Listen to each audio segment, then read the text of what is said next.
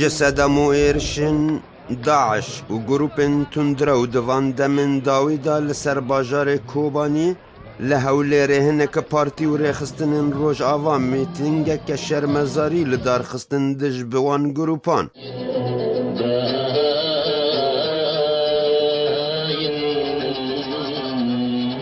هم الوی دارد در کتنت جبوانا و جبو یکیتیاز حرکات کردی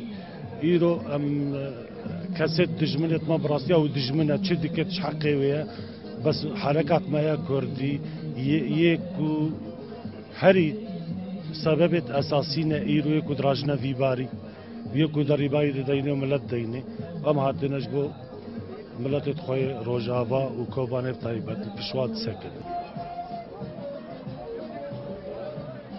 ادگوترن خدار روشت و تفگر روان گروپن تندرا و رسوا کرن و پشتگیری خواهج باجار کوبانی را دیار کرن و هر وها دانزانین که ترور تجاری گل کرد لروجاوا ناترسینه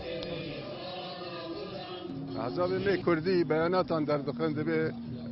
بن علم بن بیراق فلان آلی دام درد کبن و درد کبن آنها نه وقتا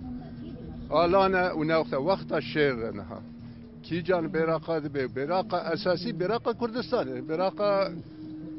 ابروه او بیراق اساسی وقتی راکن کسی دینتنه کسی را به بیراق دینتنه بس ایک دخازن نر نشیر دربن بس ملتی کوبانی همو بشیر بجن و میران و درکتی و گوه نادی حزبان یعنی همو حزب آنها ده شیر داده یعنی ملتی کوبانی ملتی که عشایری یکه گی دسته که گی اوه که بجن و میران و حزبی ده به ددی هفته من چه ده به گی پیرانه گیش کی بشیر دانه و گیش کی جهازی خبرنه و مالک به صلاحتنه نجن نمیر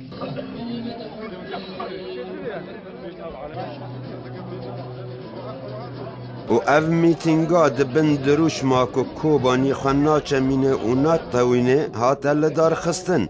و همو درشمو سولگانن خدا خانیشاندران به یک ریزیا کردان بان کرن و داخاز لهمو پارتی و ریخستنان کرن که ببن یک پارتی و ریخستنن روجاوایی کل باشوری کردستان دمینن ایرو سکناندن که نرازی بونه به دجی داعش و ارشنوی لسر باجار کوبانی چه کرن و هیوی و داخازا کسی کخوا لوی داره پیشندان دکن